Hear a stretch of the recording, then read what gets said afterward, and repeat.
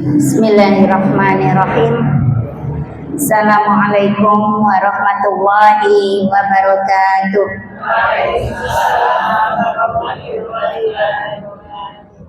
Alhamdulillahilladzi hadana li hada wa ma kunna linahtadiya laula an hadanallah. Asyhadu an la ilaha illallah wa asyhadu anna Muhammadan abduhu wa rasuluhu la nabiyya wa la rasula ba'dah. Raditu billahi rabba wa bil islami dina wa bi Muhammadin sallallahu alaihi wasallam nabiyya wa rasulah. Rabbi zidni ilma wa rzuqni fahma. Allahumma la sahla illa ma ja'altahu sahla wa anta taj'alul hazna idza syi'ta sahla.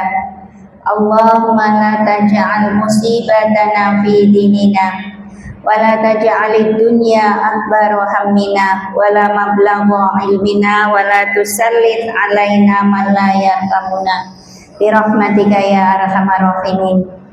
Alhamdulillah, kita panjatkan puji dan rasa syukur kita kehadirat Allah Subhanahu wa Ta'ala yang tidak pernah berhenti memberikan nikmat kepada kita. Ya. Kalau andai saja Allah berhenti mutung ibu, ya aku anyel karo hambaku sing gawe wis ben. 5 menit saja jenengan tidak diberi nikmat oksigen, kira-kira pripun? Iya, ya padahal satu nikmat baru oksigen. Ya. Kemarin ibu saya mendengar pengajian, ya ada ya seseorang bercerita tentang temannya. Temannya itu diambil nikmatnya satu oleh Allah. Nikmat bisa otomatis mengatupkan mata. Itu diambil. Saraf ya, kelopak matanya itu tidak bisa turun naik. Iya. Nggak bisa kedip. Jadi kalau apa Bu? Bangun tidur dia harus gini kan kelopaknya terus dikasih plester. Karena tidak bisa, ya itu kelopak nutup terus, nggak bisa buka tutup. Bisa melihat, hanya kelopak matanya, ya tidak otomatis, iya. Jadi kalau dia sudah tidur, waktunya tidur itu di klentek, ya, terus kemudian ya dia baru beginikan, nutupkan matanya. Bayangkan kalau selama dia tidak tidur itu diplester, kemudian dia pergi, ya kira-kira debu masuk nggak Bu? Masuk. Makanya dia selalu pakai kacamata, ya. Karena apa? Kalau tidak pakai kacamata, ya angin, ya debu ini membuat matanya jadi sakit. Itu baru saraf satu loh Bu. Ya, baru saraf satu. Maka kalau kita tidak bersyukur dengan hari ini, gara-gara apa? Gara-gara orang dejit. Iki kan tanggal tua Bu ini. Gara-gara orang dejit terus ngeluh. Ini rasanya kita tidak adil. Ya, rasanya tidak adil. Ya, karena apa? Dari satu sisi saja kita itu sudah tidak bisa tanpa nikmat yang Allah berikan kepada kita, ya. Oleh karena itu Ibu, mari kita awali ya taklim hari ini dengan yel-yel indah kita, ya. Gimana Bu? Masih ingat? Ya. Apa kabar taklim barokah?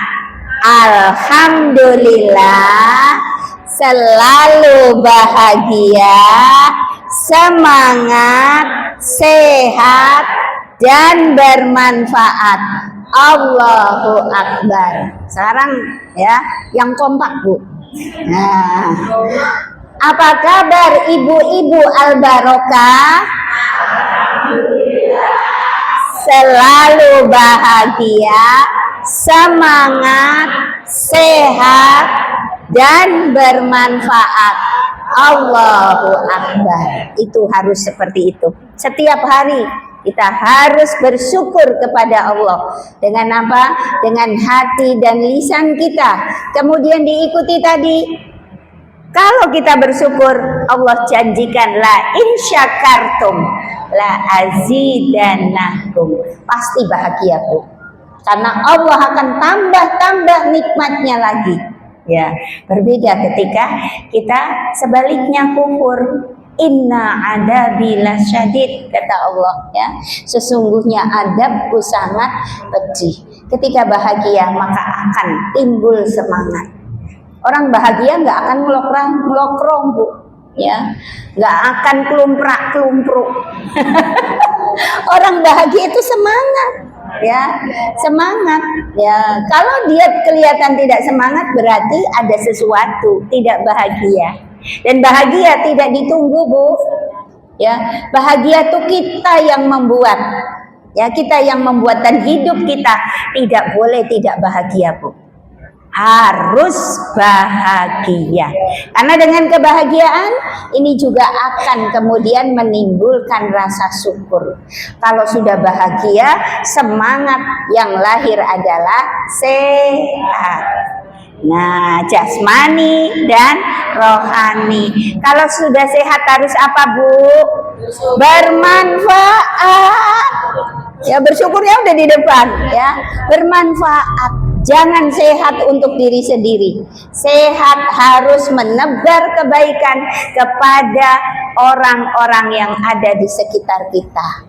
Itu baru begini, ya. Sebab Rasulullah sampaikan, ya, sebaik-baik manusia adalah yang paling banyak memberikan manfaat kepada manusia yang lain. Ya, Ibu-ibu, alhamdulillah kita lanjutkan kajian fikih kita. Monggo yang ada bukunya dibuka halaman 71.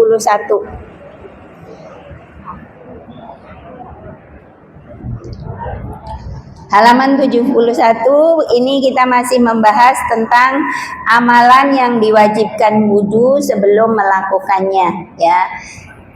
Beberapa waktu yang lalu kita sudah membahas tentang yang wajib, ya.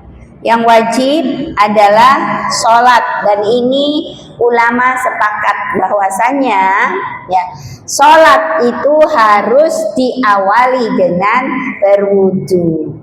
Kalau ibu sholat tidak berwudu, kira-kira sholatnya gimana, Bu? Tidak sah. Meskipun itu sholat sunnah, meskipun itu sholat jenazah. Ya, karena sholat jenazah itu ya tidak ada ruku, tidak ada sujud, tapi tetap saja ini adalah sholat, maka harus diawali dengan toharo sugro, ya, berwudu. Nah, kemudian di sini jelas dalilnya apa? Pertama Al-Qur'an di surat Al-Maidah, ya, ayat 6. Kemarin sudah dibahas, kemudian diikuti dengan hadis Rasulullah yang berbunyi la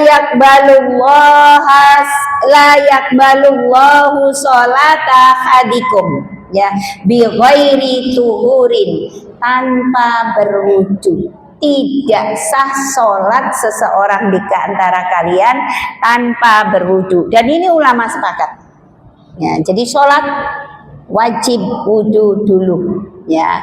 Nah, kemudian di sini ada dua amalan, ya, yang tidak wajib sebelum mengerjakannya. Ya, kalau tadi wajib, yang ini tidak wajib. Apa itu? Yang pertama, tawaf mengelilingi Ka'bah. Ini tawaf mengelilingi Ka'bah itu wudu tidak wajib, Ibu. Ya, nih, ya, meskipun ketika manasik kita diperintahkan wudu sih, ya, harus berwudu, ya. Karena di sini memang ada perbedaan pendapat. Hanya di buku yang kita gunakan ini, ya, lebih memilih kepada dalil yang kuat, artinya tidak mewajibkan wudu ketika kita tawaf di sekeliling Ka'bah. Ya. Di sini disampaikan oleh Imam Abu Malik Kamal, ya, belum pernah menemukan satu dalil pun yang sahih Dan jelas yang mewajibkan wudu bagi orang yang akan melakukan tawaf. Sekian banyak kaum muslimin di zaman Rasulullah melakukan tawaf bersama, terutama ketika tawaf-tawaf yang menjadi tawaf rukun di dalam ibadah haji dan umroh. Namanya tawaf kudum sama tawaf ifadah. Ini kan otomatis zaman Rasulullah juga orang tawaf sudah banyak. Nah, tidak ada satupun Rasulullah memerintahkan kepada orang yang bertawaf sekian banyak di Ka'bah ini untuk kemudian berwudu. Tidak ada satupun. Nah, dan itu di sini disampaikan, padahal besar kemungkinan sebagian besar mereka batal wudunya. Karena zaman dulu juga sama, Bu, ada yang ngentut. Ya, karena manusia biasa, ya kan ya. Ada yang ngentut, ada yang mungkin dalam kondisi batuk, batuk itu terus kemudian biasanya maceret. Nah, itu Nah, di sini dikatakan mereka batal wudunya ketika sedang melakukan tawaf. Ada pula kemungkinan bahwa sebagian besar dari mereka memulai tawaf tanpa berwudu. Nah, terutama di sini tadi pada hari-hari yang berdesak-desakan manusia dalam jumlah yang sangat banyak, seperti tawaf kudum dan tawaf ifadah. Nah, tatkala tidak ada satu dalil pun yang diriwayatkan tentang kewajiban wudu untuk tawaf dan tidak pula ijma ulama menetapkannya, jadi ulama pun tidak menetapkan itu tentang kewajiban wudu, padahal itu diperlukan, maka menunjukkan bahwa wudu untuk tawaf itu tidak wajib. Ini membuat kita lega, tidak rekoso, Ibu. Bayangkan kalau kita menganggap wudu itu atau suci dari hadas itu menjadi satu syarat sahnya tawaf, kita bisa bayangkan betapa repotnya apalagi kalau kita bukan orang Arab, nggak ngerti, kita baru pertama kali kenal dengan kota Mekah, baru pertama kali masuk Masjidil Haram, kemudian tawaf. Awalnya memang sudah berwudu, Bu, sudah berwudu karena memang tadi ini sebuah keutamaan, tapi ini bukan kewajiban. Ini jangan-jangan dianggap kemudian, nek ngono berarti Bu Yeni berkeyakinan kalau tawaf nggak usah wudu. Ya enggak juga, karena ketika kita bisa wudu dan dalam kondisi suci itu jauh lebih utama. Tapi dalam kondisi darurat, lagi tengah-tengah tawaf, kita tidak bisa menahan kentut, jenengan kemudian tidak bingung.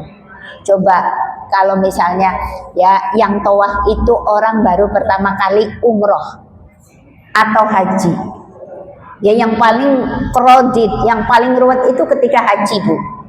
Baru pertama kali haji, tiba-tiba baru putaran 4 ngentut. Padahal dia adalah orang yang memperhatikan itu. Nek orang nggak memperhatikan malah orang gagas, pura-pura orang ngentut melu kancane. Kan bisa jadi, siapa yang tahu? Ngentut itu hanya dirinya dengan Allah yang tahu.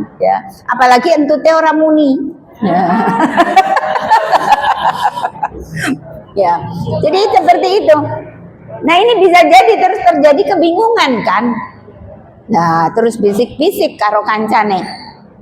Yang sama, yang gandengan, pas gandengan. Kalau toh kan pasti gandengan loh, gandengan. Mbak, aku ingin ngentut piye? Antar yuk aku wudu. Kira-kira temennya mau enggak? Pasti ra gelem. Tapi Mbak, aku kangen. Wis aku orang mudeng. Wis ngono kuwi. Terus apa? Egonya kan muncul. ya, tidak berusaha untuk kemudian menenangkan ini temannya, malah terus karemu sempet ning aku ora. Lah malah akhirnya apa nangis Bu, aku ora sah tawafku. Nah, terus dia ngomong sama mutawifnya begitu selesai tawaf, Ustaz, tadi di putaran keempat saya ngentut. Gimana Ustaz? Lah ibu kok ngentut? Lah malah disalah kok ngentut loh. Jadi siapa sing gelem kan? Lah malah lah kok ibu kok ngentut, berarti nggak sah loh itu tawafnya. Waduh, samsoyo ora karu-karuan. Coba, ya kan? Padahal dari Indonesia sudah nabung bisa jadi 2 tahun, 3 tahun, 4 tahun, 5 tahun. Gara-gara pengen umroh, tiba-tiba yang menjadi rukun umroh ini tidak sah. Kayak apa kita? Ya, karena tadi si mutawifnya juga suruh nganter nemeni ibu sendiri ya. Ini tanggung jawabnya serombongan. Nganter satu, ini rombongan keter, hilang kabeh. Ya, kan begitu. Nah ini ya, ini adalah bagian dari kebaikan. Ketika terjadi seperti ini, ya berarti ada rasa lega. Tapi bukan kemudian wis ngerti, wis belajar fikih, ngentut ora popo, di ngentut.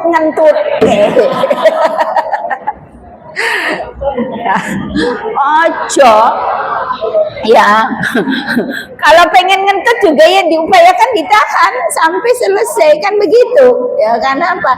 Ini lebih utama. Nah kemudian ini ya, sebagian ulama jadi ijma tidak menetapkan, Mbak. Ya, ibu-ibu ijma saja tidak menetapkan ya kewajiban ya berwudu sebelum tawaf, itu tidak menetapkan, hanya sebagian ulama saja, berarti sebagian kecil. Kalau ijma kan banyak kumpulan ulama, sebagian kecil mereka menyatakan ya wajibnya wudu untuk orang yang tawaf dengan dalil hadis dari Ibnu Abbas.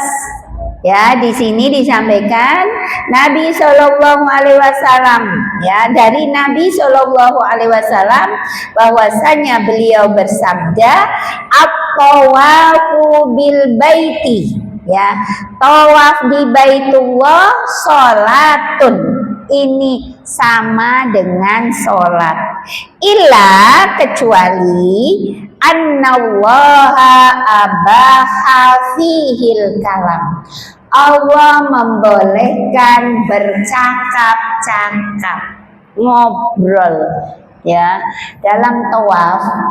Itu seperti sholat, hanya saja ketika tawaf Allah membolehkan ngobrol. Kita kan boleh ketika tawaf ngomong, ketika tawaf minum, ya kan boleh kan Bu? Jangan bawa botol, tawaf mubeng, ngelak minum, ya tawafnya tetap sah, ya. Tapi di sini ini banyak kelemahan hadis ini, ya meskipun tadi ya ada tak landasannya hadis Rasulullah yang mewajibkan, ya dengan hadis dari Ibnu Abbas tawaf itu serupa dengan sholat, hanya di dalam tawaf boleh ngomong, boleh minum, boleh karo ngemil, ngemut permen, ya ini ya udah dilakukan loh ya Bu ya. Kenapa? Karena ini kayaknya tidak beradab deh, kecuali kalau memang ya ada kalanya kayak Arab muntah, ya boleh ya itu dalam rangka untuk mengobati. Kalau ya tidak, sebaiknya tidak minum saja. Kalau tidak dalam kondisi ya haus, upayakan jangan, karena tawaf itu juga bagian dari ibadah. Nah di sini dikatakan ya apabila tawaf adalah sholat, maka diwajibkan pula wudu untuknya sebagaimana sholat. Nah ini yang mewajibkan ya wudu sebelum tawaf, landasannya itu. Hanya saja di sini juga disampaikan ya bahwasanya hadis itu tidak marfu. Meskipun tadi dikatakan bahwasanya Rasulullah bersabda, tapi ternyata hadis ini tidak marfu. Apa itu hadis marfu? Periwayatannya sampai kepada Rasul. Jadi kalau marfu itu hadis itu diurut ya kepada rawi-rawinya sampai ujungnya adalah Rasulullah. Tapi kalau hadis yang tidak sampai ujungnya Rasulullah yang mengucapkan, ini namanya hadis mauquf. Mauquf itu apa? Hanya sampai kepada sahabat.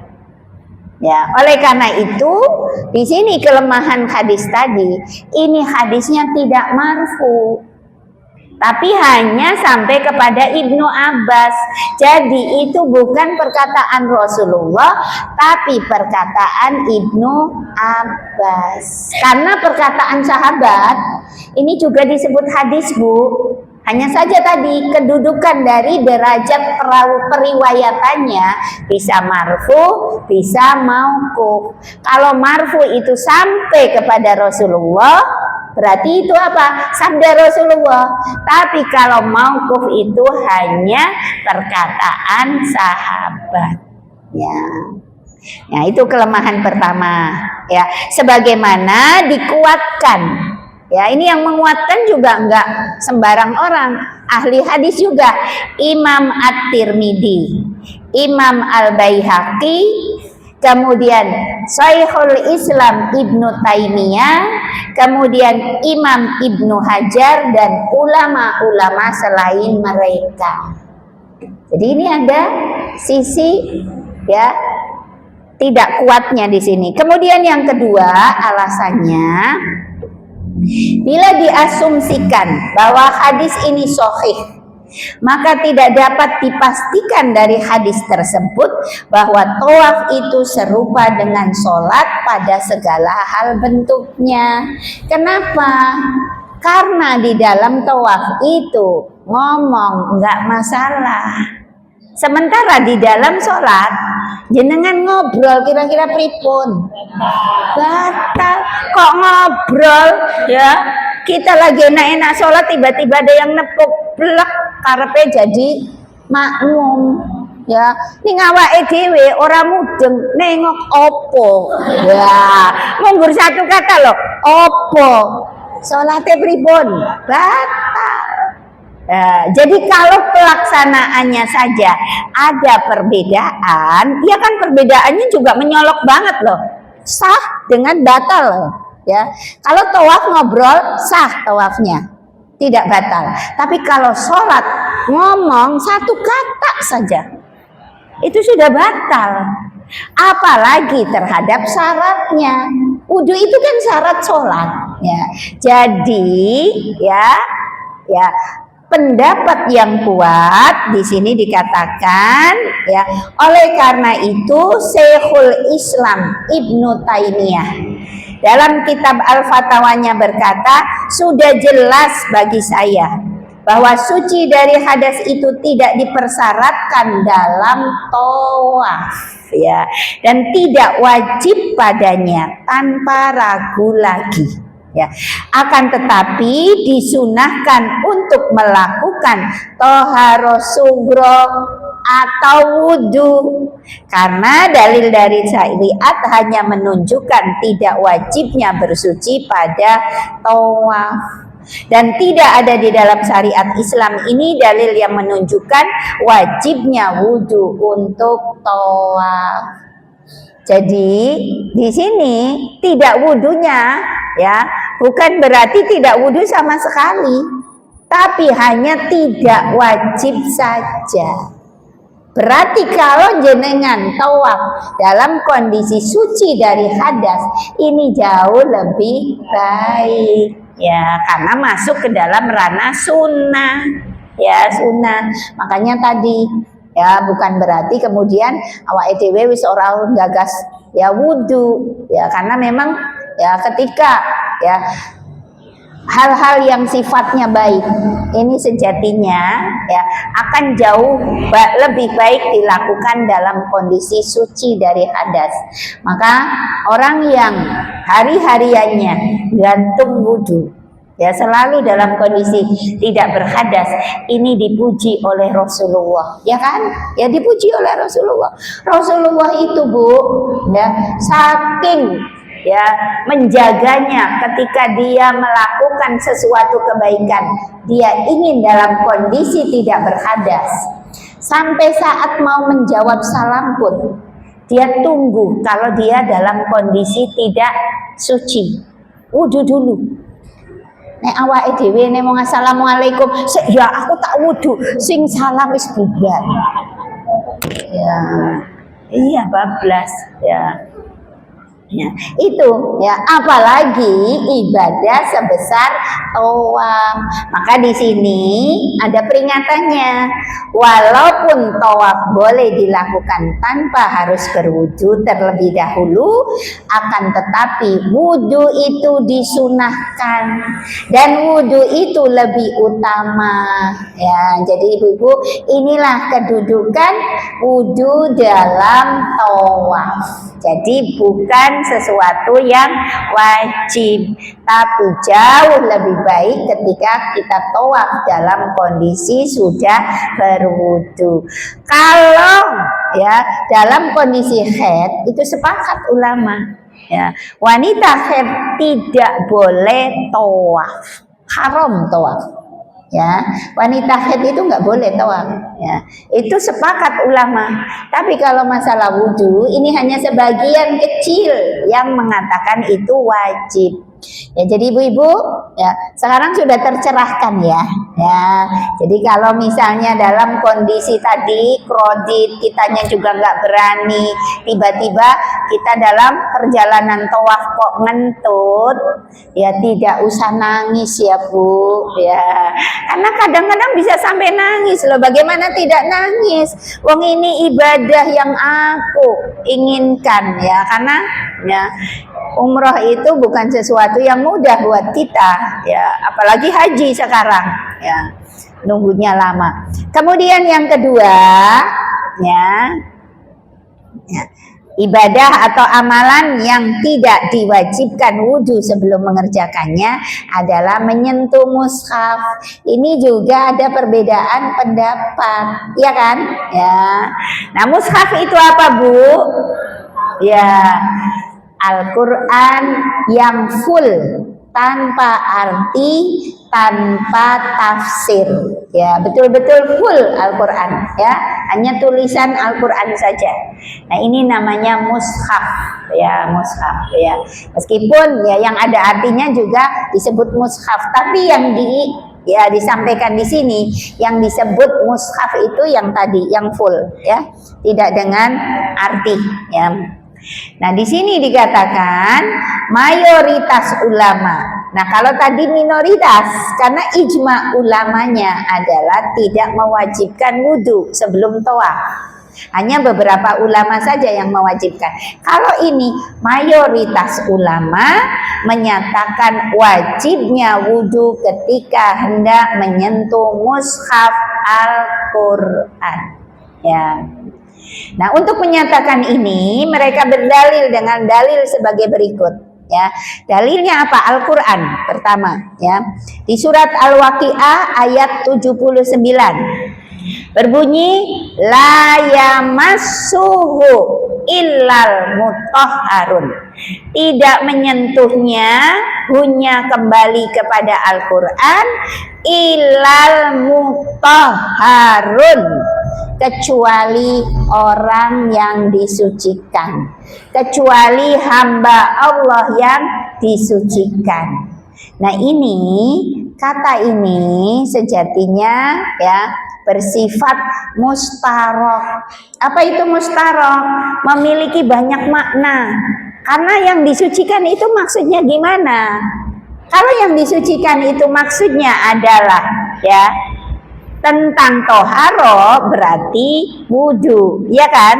Ya, berarti tidak dalam kondisi janabah. Itu mutoharon dalam arti ya bersuci.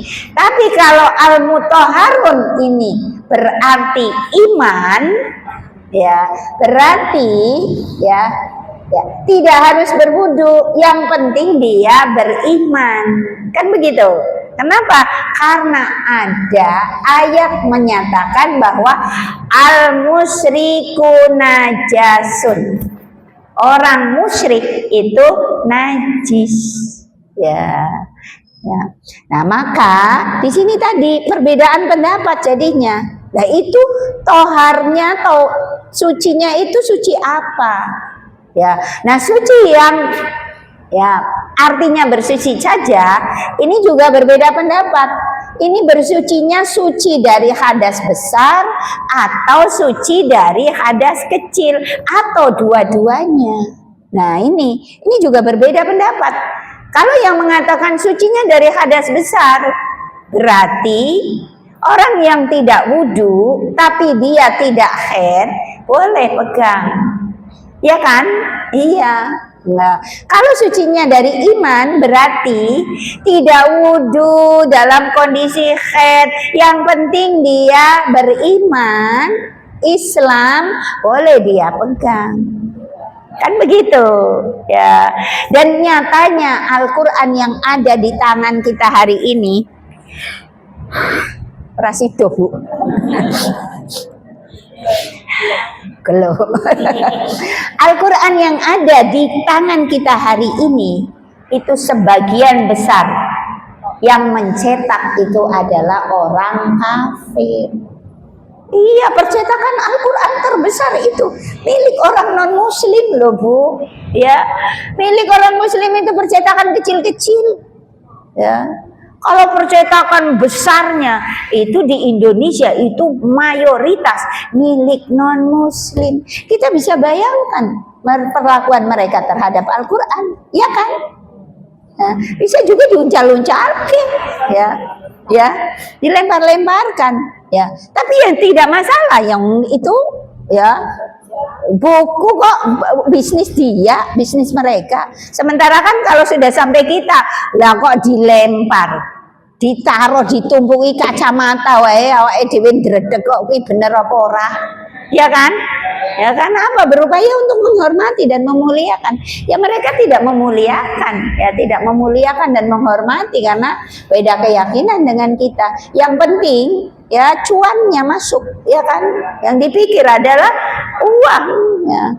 Ya sayangnya tadi ya orang-orang Islamnya ya belum sampai ke sana. Makanya ya kenapa ya ekonomi kita itu malah justru ya dikuasai oleh Yahudi, karena sampai Al-Quran sendiri pun kitab kita itu yang nyetak ya mereka, orang-orang non-muslim, ya kita memang kenal di sini ya banyak percetakan ya, tapi percetakan kecil-kecil, yang besar, kapasitas besar itu adalah non-muslim, ya. Maka ya di sini terjadi perbedaan pendapat. Kemudian ya yang mengatakan tidak batal ini juga ya punya dalil, di antaranya tadi yang pertama ya, dalil di surat Al-Waqiah dengan kata al-mutahharun itu masih dalam ya apa ya banyak makna. Jadi ada yang mengatakan itu dalam kaitannya mutahharun bersuci, tapi ada juga dalam kaitannya keimanan. Jadi kan nggak jelas di sini. Kemudian ya mereka yang mengatakan itu adalah bukan wajib juga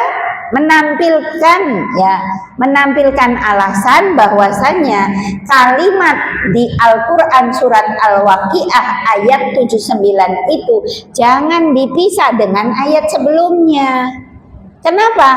Karena ayat sebelumnya coba jenengan lihat di surat Al-Waqiah ayat 77 ayat 78-nya ya Waqiah.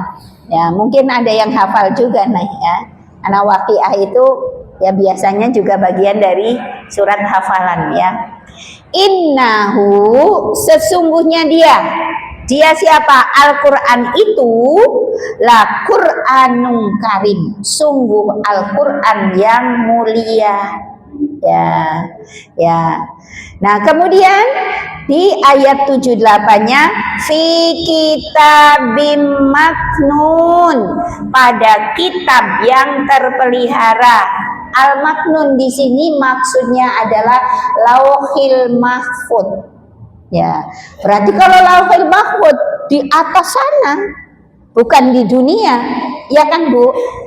Baru kemudian ayat 79-nya la yamassuhu illal mutahharun, tidak bisa menyentuhnya kecuali hamba-hamba Allah yang disucikan. Kira-kira siapa Bu yang bisa menyentuh?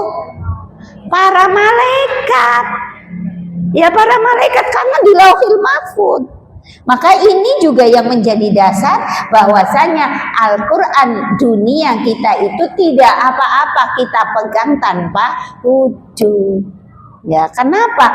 Karena alasan Waqiah 79 itu ini terbantahkan ketika kita melihat ayat sebelumnya. Maksudnya di situ hu la yamassuhunya itu bukan Al-Quran dunia, tapi Al-Quran yang ada di lauhil mahfud. Ya, bukan Al-Quran dunia kita. Karena ketika Al-Quran dunia itu isinya nyetak wong kafir kok. Ya kan?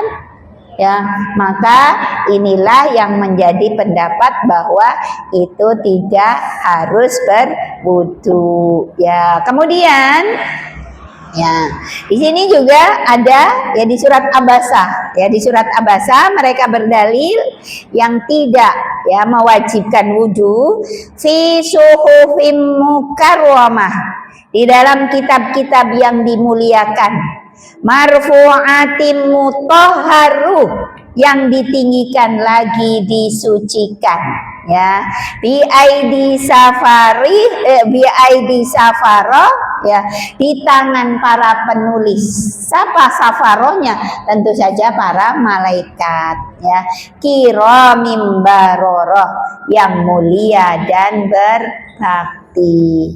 Jadi yang dimaksud ya dalam surat Waqiah 79 itu bukan Al-Quran dunia kita, tapi Al-Quran yang ada di lauhil mahfud.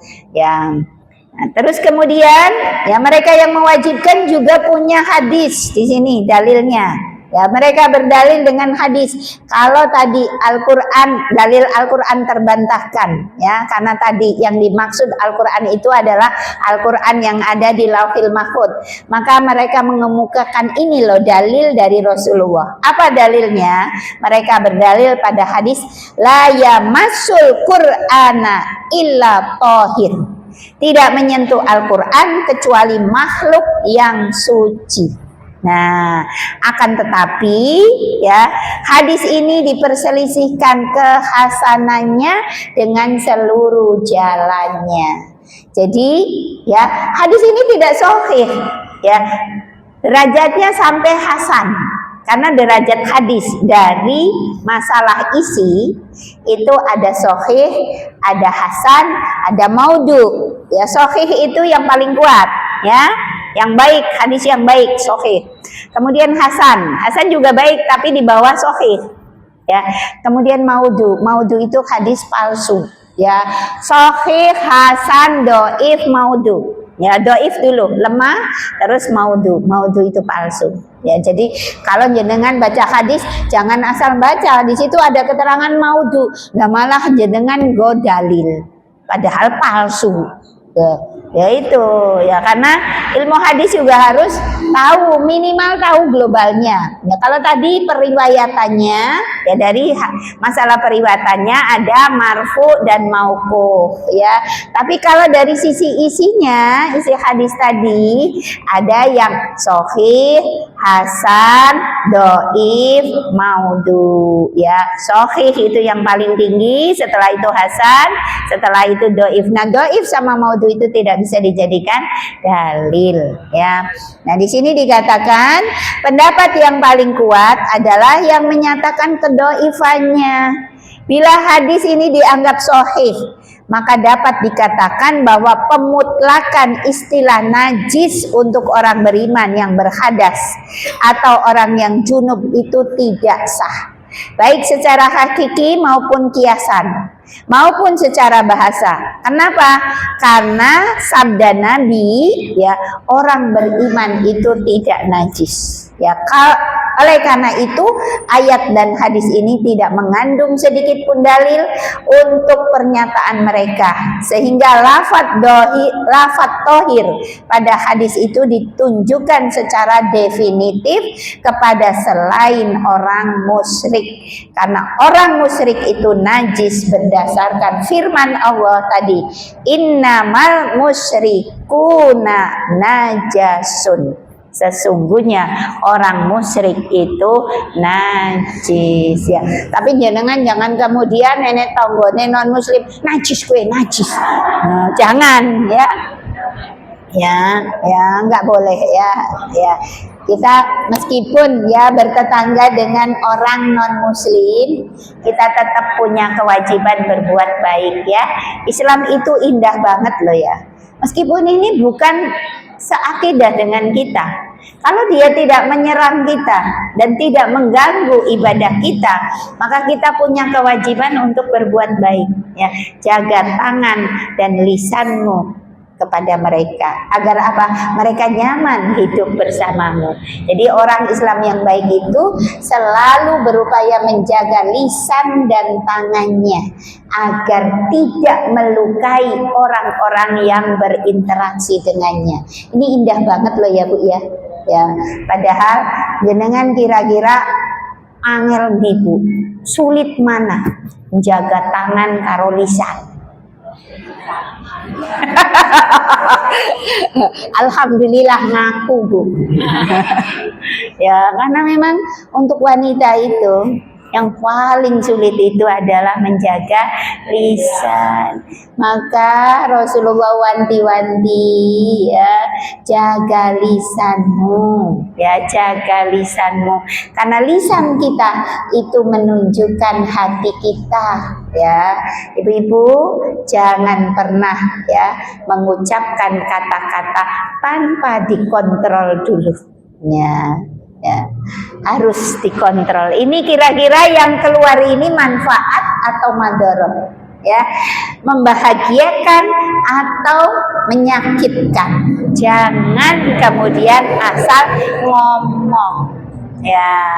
Lah Bu Yeni bisa ngontrol itu ketika dalam kondisi normal. Nah, nek aku coba Bu dionek-onek kesek loh. Dionek-onek ke orang ngopo-ngopo loh. Aku mulih kok pengajian Al-Barokah kok tekani ngomah malah dibunyi-bunyiin. Ketemu pirang perkara kok. Nah, kira-kira jenengan pripun? Padahal baru saja loh diomongi karo biyen.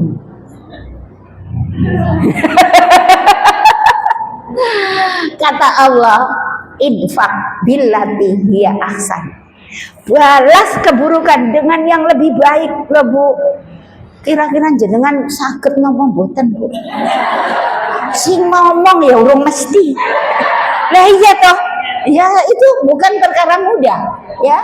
Ya makanya mari kita bareng-bareng. Ya mari kita bareng-bareng. Karena apa? Ya, fitnah terbesar wanita itu ada pada lisan, ya. Kalau kita bisa menjaga lisan, Masya Allah Bu, surga menanti. Surga menanti. Hanya saja ya tadi, kalau dalam kondisi seneng, ya, sing teko ya nyeneng ke, apa meneh teko ngakei hadiah, terus Bu ayo Bu, poso ora nah dina iki ora poso, rebo-rebo kok poso. Ya, sapa ngerti poso Daud kan dia, ya. Ya wis Bu, nek ora poso, yo awake dhewe jajan. Wah, semerintil. Kira-kira ngobrolnya ngobrol bahagia ya Bu, ya. Tapi begitu tadi kita diawali dengan dione-oneke, waduh iki langsung mumbul umam di sini, ya, kemebul sirai. Nah, tapi tadi ya ketika kita kemudian mampu menahan itu luar biasa, maka Orang yang dikatakan bisa menahan amarah itu bukan orang yang tidak bisa marah, Bu. Ya, dia sebetulnya bisa marah dan pantas marah. Ya, ketika kita dionek-onek ke, pantas nggak marah, Bu? Pantas. Dan kira-kira kita bisa nggak marah? Bisa. Ya, karena apa? Kita nggak memulai jelek dulu, tiba-tiba ya tadi ya disakiti dengan ya dionek-onek kayak gitu, kan pantas marah. Tapi dalam kondisi dia pantas marah dan bisa marah, dia bisa menahan amarah. Ini luar biasa. Ya, luar biasa. Seperti juga ibu orang tua kepada anaknya. Anaknya diomongi angel. Nah, kan ini kita pantas marah dan kita juga bisa marah. Kenapa? Wah, anakku arep tak kapake urusannya apa karo kowe.